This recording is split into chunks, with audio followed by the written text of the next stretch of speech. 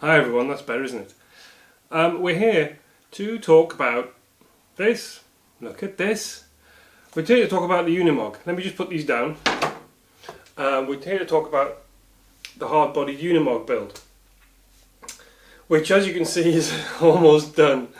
A few technical adjustments are needed, and nothing too major, right? There you go.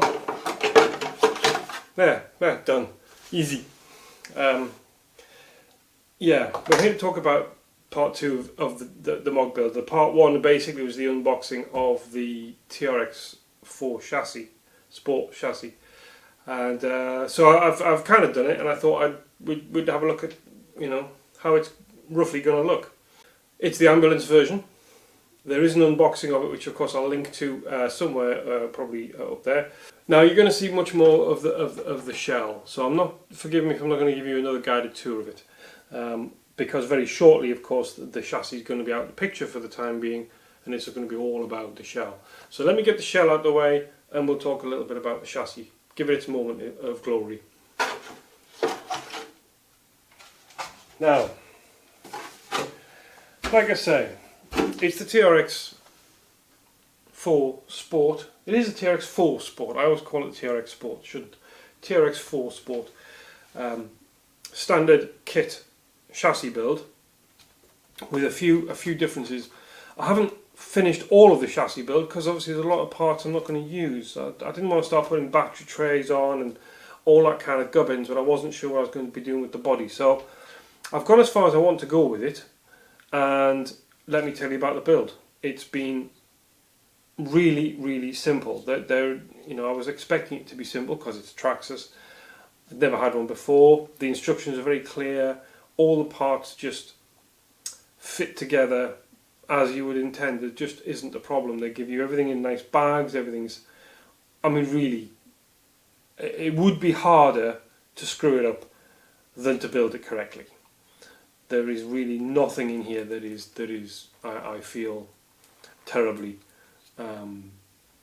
awkward to do, or complicated or confusing in any way. So yeah, I can thoroughly recommend the kit. I hope it runs. I certainly am expecting it to run as well as it goes together. Let's talk about what I've done to this to make it so far a little bit different. The biggest thing I've done, I guess, is the shock absorbers. Now these are Gmade 103s, XD 103s, 103 millimeters. They're not piggybacked, they're not aerated, they don't have a little red valve on them, but they are diaphragm shocks. They're 103 millimeters, and they fit in perfectly well. There's a little bit of movement on them on the top joint up there. Let me get the camera a bit closer so you can see.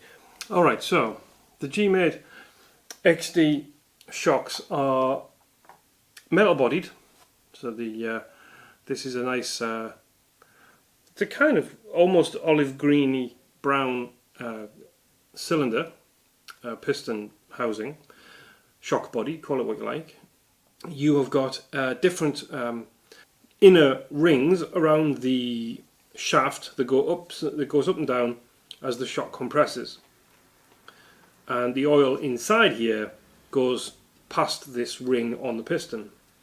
You get different rings with different numbers of holes in them to allow the oil to go through faster or slower, which will affect the performance of the shock. Obviously the harder it is for the oil to pass the ring as the shock moves, the stiffer it's going to appear. The more holes, the quicker it will respond. You can buy alternative springs as well. Now these are the mediums on the front, I believe, still. I haven't really messed about with the front. I thought leave the mediums on the front because it's going to be a little bit heavier, with the weight's going to be biased at the front. They are not bad. Even with an empty chassis, I'm getting some droop, and by the time I put the carb on, I'm getting a little bit more. And you know, it's going to have a body in it and so on. So it's going to have, I mean, an interior, I should say, not a body as in a dead body. Now the back was a different proposition. Even with the soft springs in, which is where I bought them to sit, it was too hard. even putting the heavy body on, I wasn't really, the heavy box, I wasn't really getting a great deal of compression out of them. So I wasn't really sure what to do. They don't do extra soft, they just do soft, medium and hard. And then Terry said, oh, did you know the Charisma shocks? The shocks are 100mm, which is really odd. They're normally 90, aren't they, all the time? So he said I could have them because he's putting lower, smaller shocks on his, what will be a D90. So I said, oh, right, have a look at those, and they're quite nice actually. They're metal bodied, you know, they're not too shabby, I'll be honest with you. And the springs fit. And the springs are softer than the Gmade ones. So that's what's in here now. They are unfortunately slightly shorter, so I have had to wind the adjuster ring down to compress the spring, otherwise it was just rattling around. It wasn't sitting properly, wasn't sitting firmly, it was just rattling about. Now it's quite firmly tensioned in place. But there is now, even empty, I'm getting a nice bit of sag. And if I put the heavy box on the back, which again will only have more weight in it, even if it doesn't sit properly on the, see how much there is. Let me just stand it up so it doesn't fall off. Maybe it's hard to tell, but anyway, I'm getting lots of nice sag. Okay, so what we're going to look at with the wheels and tyres, I'm going to be using the Cross Ural wheels, and they have the distinctive Russian hubcap on with the remote inflation arm coming off it. So they just look a little bit more, I felt, utility and army style. I don't know whether I've ever seen a Unimog with Russian a central tyre inflator on it, but it's a Unimog, and I suspect there's probably pretty much everything has happened to them at some point. Now the tyres themselves are Proline Grunt tyres, truck tyre with the very blocky military truck looking thing. Tread, I think, is the word I'm looking for, isn't it? So yeah, I'm quite stoked about having those. They are nice and sticky, as you might expect from Proline. The only downside to them, two downsides I can see so far, one of which is just the way they are. They're quite soft, the foams are quite soft, so I'm thinking there might have to be, with all its weight, there might have to be a little bit of reinforcing of the foams going on, which is okay, probably manage that somehow. And the other thing I can't do much about is the writing on the sidewall.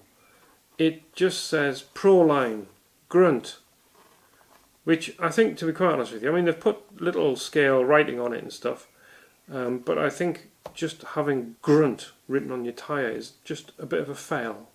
But those are the tyres that are going on it. I'm quite excited to see what they're like as well. Now, there's also going to be a new servo, or a servo, fitted in it. I hope this is still in focus, I can't tell. I've left it on manual focus, I'm afraid, so that it doesn't flicker back and forwards. Power HD comes in a nice tin. Oops, smash. Comes in a nice tin, as always with Power HD. And this is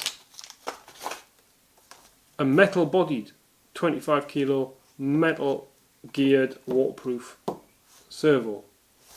So again, more weight again to try and help keep the rig. I don't know why I'm patting it over here because you can't see. I don't know. I'm done. Start again. Again, trying to get a bit more weight into the truck, especially at the front. So nice and heavy. I've never had a metal-bodied servo before, and it wasn't a lot of money. It was like £37 off eBay, free shipping. So you know, I can't argue with that. I had to wait a couple of weeks, of course. I can't really argue with that. 25 kilos should be strong enough, I would think, for this. I do think so. I've bought a cheap 35 kilo one as well for the Hummer, which burnt its servo out in Wales the other weekend. And I do wonder whether these sort of anonymous branded ones are as strong as they say they are. But Power HD, I have a fairly good relationship with them. They don't let me down. So you know, I've used them. I've got I think it's only a 25 kilo in the MC8, and that's turning both front axles at once.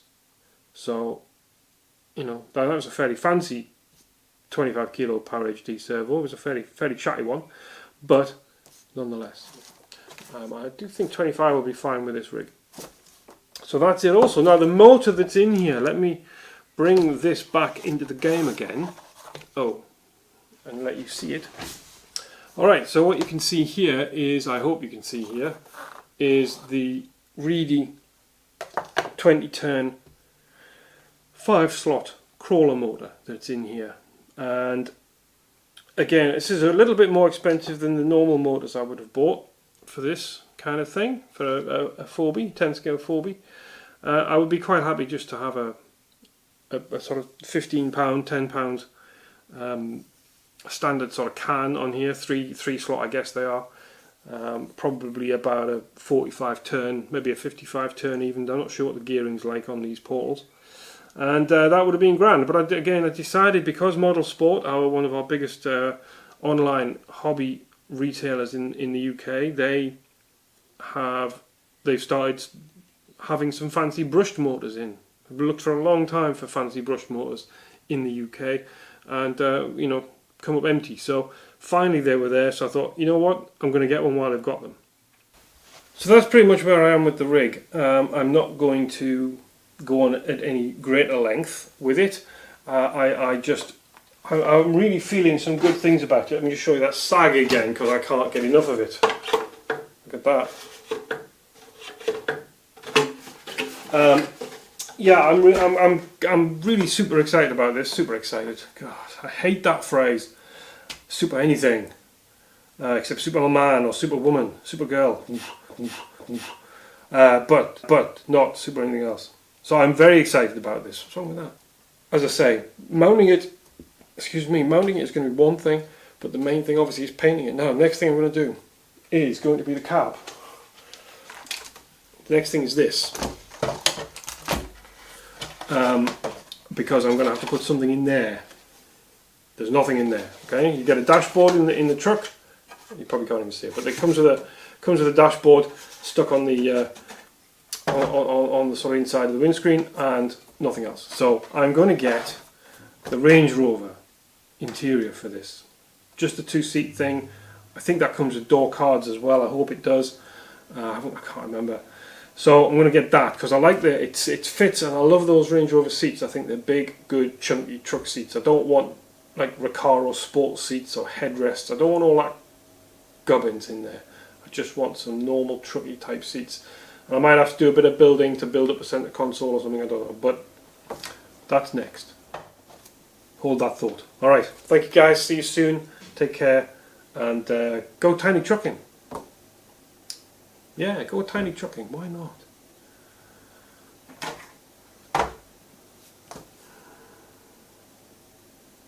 Go tiny trucking, he says.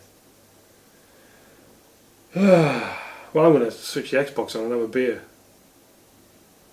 And see how much crypto investment I've lost today. Because that's very much a thing. Anyhow. You still here? You're still here, aren't you? That was awkward. Sorry. Yeah, okay. Bye now. You should go. Go tiny trucking or do something. Do something. Right. Goodbye. Thank you and good night.